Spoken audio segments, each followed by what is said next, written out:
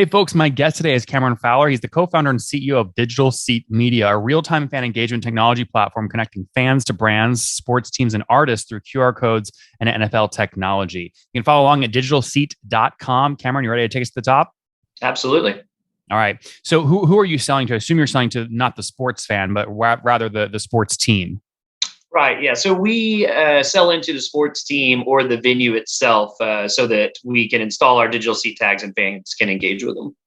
Interesting. So, I mean, can you maybe name one or two? Are these like NFL stadiums or soccer stadiums or? We run the gamut. So a lot of collegiate stadiums. So we have a partnership with Learfield IMG. We do Oklahoma, Oklahoma State, Baylor, Washington, the Rose Bowl. But then we have some professional partners on the side like the Oklahoma City Thunder, Utah Jazz that are both in the NBA.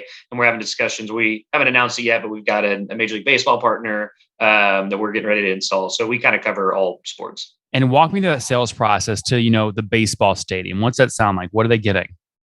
Yeah. So baseball, football, basketball, whenever we go in, we are giving them the opportunity and saying, look, you can work with 9 different vendors that do things. You can work with a vendor that allows real-time trivia. You can work with a vendor that does food delivery. You can work with a vendor that provides enter to win and lead collection. But with Digital Seat, you can work with one company that does all of that, and we'll take that load off you. So we go in there and we say, let us install our Digital Seat tags on your armrest. Then you can pick and choose what modules you want to use to provide to fans for them to engage. So we have 31 different modules to choose from. So a team at any given point can say, hey, for this game, I want to do an enter to win, a sweepstakes giveaway, live game stats, and the ability for fans to purchase tickets to the next game and NFT sales. And next game, it might be completely different. So that's really our value proposition is maximize that value from the seat. So instead of just selling a ticket, now you can collect revenues on food delivery, on merchandise sales, on NFT sales, things like that.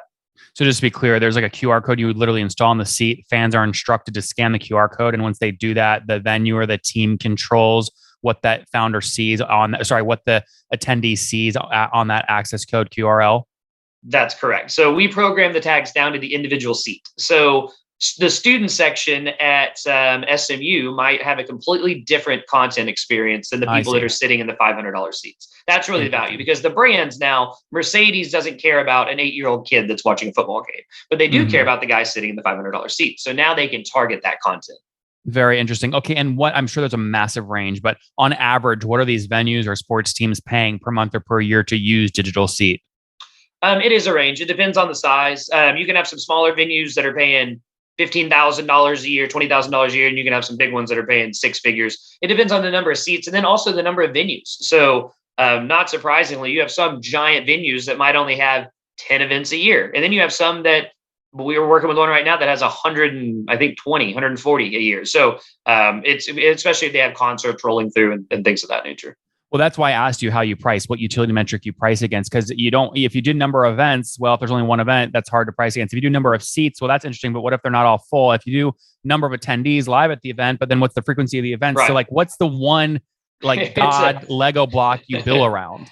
It's an art more than a science, really. It is looking at the numbers because obviously, even if you can't go to a stadium that says, okay, we seat 80,000, we go, well, you only have 40,000 people here, so we're only going to do 40,000 seats because maybe your team gets better, maybe they get worse. So we have to base it on the number of seats. And then we normally start with a flat number of events and say, okay, we know you're going to activate for 10. If you want to increase it to 20, 30, 50 as you grow, then you can do that. But let's start here.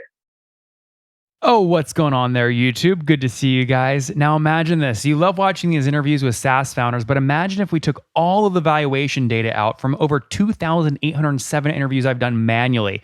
Saves you a lot of time. Well, we've done this. We've built it into the beautiful interface inside of FounderPath. Check this out. I'll show you how you can access this in a second, but you log in, you connect your Stripe account, you see your valuation real time. You can see what it changed over the past 88 days and even set goals for valuation this year.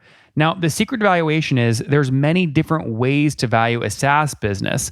So the reason you're going to see 3 or 4 different valuations inside of your FounderPath dashboard, this is all free by the way, is because depending on who's doing the buying of your SaaS company, you're going to get a different valuation. A VC is going to pay a different valuation. Private equity firm is different. If you're going to do a minority sale, that's different. And if you sell the whole business, that's a different valuation. You can see all those when I hover over here. Right. So the teal is what a VC would pay, yellow is what private equity, and red is if you sold the whole thing outright. Now, what's cool about this is not built off random data. Again, you guys hear these interviews on YouTube. All these data are built from real-time valuation data points founders share with us on the show. So traction, 1.2 million, seed round, 3.7 raise. They sold 22% of their business. Go in here and filter by the event. Maybe you only want to see companies that have sold the whole business. Well, here are a bunch that have been acquired, the valuation and the multiple. Maybe you're going out right now and you're raising your seed round. Well, go in here and look at all this recent seed deals that went down, what they raised, what valuation they raised at, and what percent that they sold. There's never been a larger data set of SaaS valuations than what you can get now inside of FounderPath, and we're thrilled to bring it to you. All right, we're going to go back to the YouTube video here in a second, but if you want to check this tool out, if you want to jump in and sign up, you can check it out for free to get your valuation at this link, founderpath.com/products/valuations. Or if you go to founderpath.com and hover over products, click on get your valuation here and go ahead and sign up to give it a whirl. Again, all that valuation data live right inside the platform. I hope to see you there. All right, let's jump back into the interview. So just for example, to make it really real for my audience, I'm a 50,000 seat NFL stadium with Right. 10 home games a year. That's probably going to run me what, 50,000 a year? Right about. Probably it's somewhere between 50 to 70,000, depending on what modules you're using. Yeah. Okay, very interesting. Okay, cool. Put this on a timeline for me. When did you guys launch the business? So Matt Sullivan, my co-founder, and I, we worked together about 13 years. We came up with the idea back in 2013, 2014, because we were working on facial recognition software and consumer behavior analytics. I grew up in Texas, big sports fan. And so I said, Matt, it's crazy that we can trigger content based on a person's face and age and gender and all this stuff. But when I go to sports, it's the same advertising that it's been for the last 40 years. That was in 2013. I said, we can probably program something down to the armrest so you can scan it and get exclusive content. So the problem was back then is that originally it was, let's put NFC chips in the tags. Yep. And people can tap it. And let's put QR codes on top as a stopgap. But way back then, QR code scanning wasn't native on iOS devices. You still had to download an app in order to do it. And so if we were going to ask them to do that, you might as well ask them to download the Team app. And so we waited until 2018 when QR code scanning became natively unlocked on iOS devices and on Android. And that's when we said, hey, okay, we need to go and see what we can do in this market. So 2018 so you weren't building the tool then. You weren't doing anything 2014 to 2018. You had a full-time job doing something else. We were working together doing technology consulting, but we were testing tags. So what we were doing was getting different printing materials, learning about adhesives, working with chemists and saying, okay, how do these tags work outside for 3 and 4 years at a time? How do we get people from ripping them off? So we were doing that work, but yes, we had a full-time job. That was just in the side that we were working on this. I see. Was your full-time gig working with these sports complexes? So you were at least getting close to your customers? Not really. Matt and I have been very fortunate where we have gotten to work on projects that interest us. So we've done things like work with Intel on facial recognition software, building out the event metric system for Mary Kay Cosmetics. We worked with Boeing on some projects. So things that came to us, we worked with Samsung on gesture recognition for televisions, things that were interesting to us when clients would come to us and say, hey, we're trying to solve problem A, B, and C. Then we'd evaluate it and say, hey, that looks like something that could be intriguing. We'd enjoy doing. So we were really kind of all over the map, which really helped too, because we learned a lot. Mm-hmm, of course. Now, fast forward, that's 2018. Fast forward to today. How many individual venues are you working with today? So we are about to install our 43rd, 44th-ish, I believe. So Wow. We've got quite a few. And now we're starting to do live events too. So we'll be putting them at music festivals. Do you count how many individual QR codes you've installed? Yes, absolutely. I think we're approaching right at 1 million. I think we've got 900,000 and some change. So yeah, it's a lot. Yeah, that's a lot. I mean, you're not out there with like a glue gun doing everyone yourself. Hopefully you have a machine or something. No, you do them by hand. But we've learned, I mean, that's one of the things people are like, why didn't anybody else do this? I'm like, because no one else is insane to go to Oklahoma when it's literally 106 degrees and put on 86,000 tags in the middle of July. Like you just don't, it keeps you in shape, but it is just, it's insane. But that's what we do. We've gotten very, very good at it. Like we did the whole Rose Bowl, all 100 or 98,000 seats in, I think, like 10 hours. So that's amazing. Yeah. And then can we sort of back into revenue? I mean, 44 venues, average venues, 30, 40 grand a year. You guys are doing north of like $1.5 million of revenue at this point, run rate wise. Yeah, this year we'll be ahead Right of around that. there. Yeah, we really like because our rev model in the collegiate space, we get a percentage of sponsorships that are sold as well. So Oh, so we've got about 50 some odd brands from Google to Alaska Airlines to Pizza Hut to Starbucks that all pay to be on the platform. So we I take see. that too. And so what percent are fees that of your revenue are venues, the fees from the venues versus fees from your sponsor partners? Is it 50-50 or?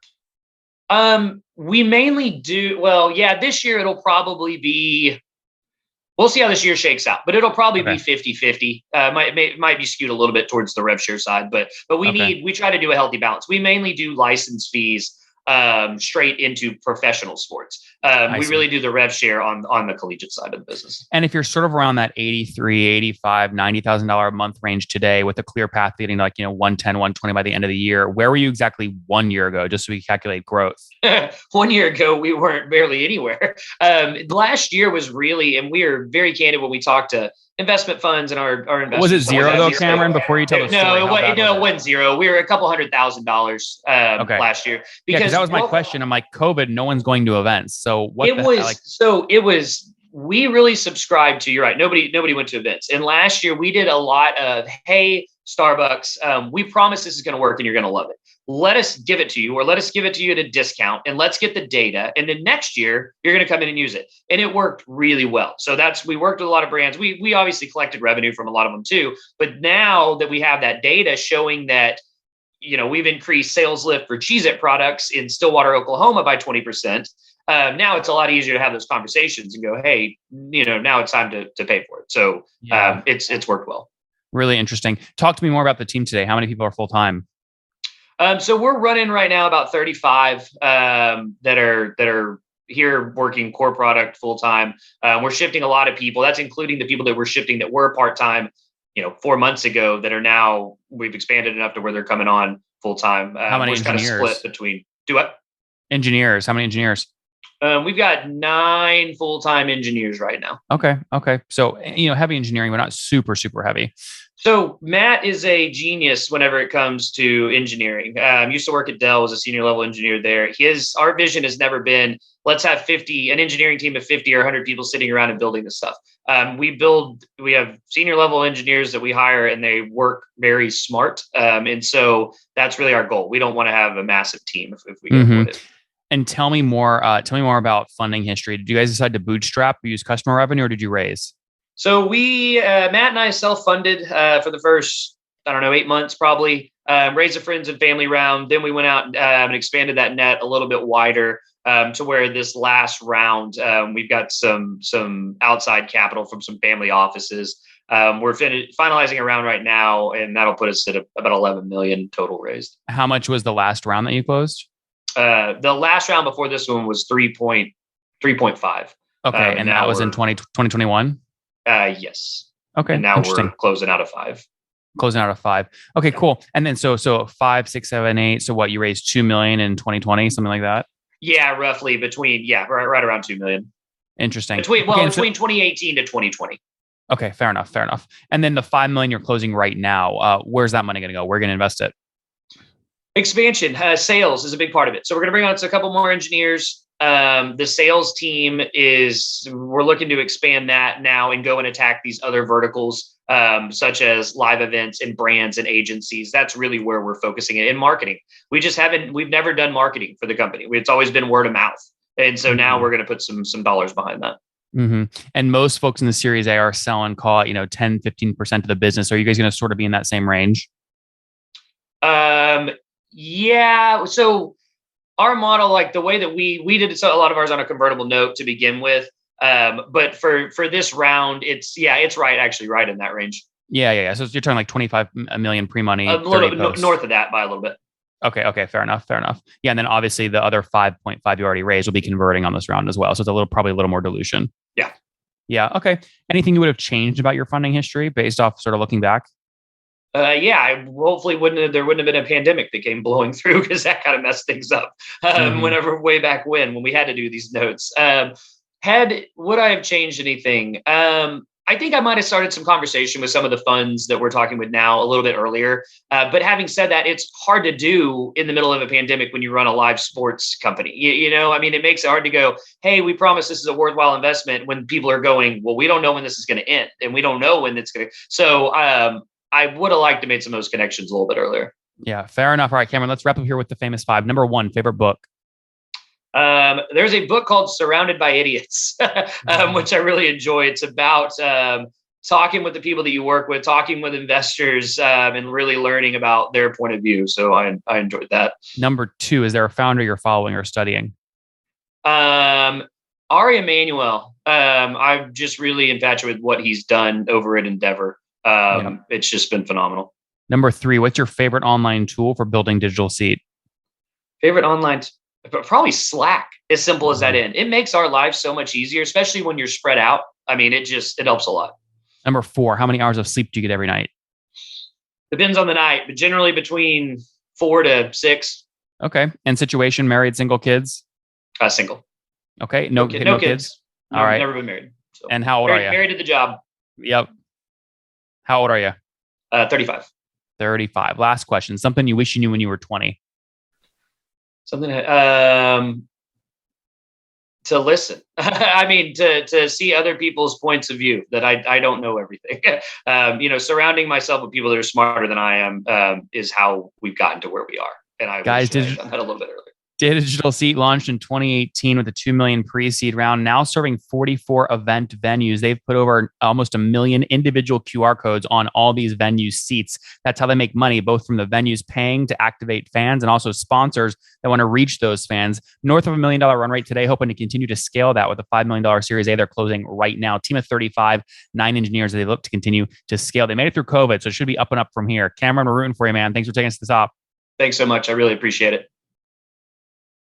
One more thing before you go. We have a brand new show every Thursday at 1 p.m. Central. It's called Shark Tank for SaaS. We call it Deal or Bust. One founder comes on, 3 hungry buyers, they try and do a deal live, and the founder shares back-end dashboards, their expenses, their revenue, ARPU, CAC, LTV, you name it, they share it. And the buyers try and make a deal live. It is fun to watch every Thursday, 1 p.m. Central. Additionally, remember, these recorded founder interviews go live. We release them here on YouTube every day at 2 p.m. Central. To make sure you don't miss any of that, make sure you click the subscribe button below here on YouTube, the big red button, and then click the little bell notification to make sure you get notifications when we do go live. I wouldn't want you to miss breaking news in the SaaS world, whether it's an acquisition, a big fundraise, a big sale, a big profitability statement, or something else. I don't want you to miss it. Additionally, if you want to take this conversation deeper and further, we have by far the largest private Slack community for B2B SaaS founders. You want to get in there. We've probably talked about your tool if you're running a company or your firm if you're investing. You can go in there and quickly search and see what people are saying. Sign up for that at nathanlatka.com/Slack. In the meantime, I'm hanging out with you here on YouTube. I'll be in the comments for the next 30 minutes. Feel free to let me know what you thought about this episode. And if you enjoyed it, click the thumbs up. We get a lot of haters that are mad at how aggressive I am on these shows, but I do it so that we can all learn. We have to counter those people. We got to push them away. Click the thumbs up below to counter them and know that I appreciate your guys' support. All right, I'll be in the comments. See ya.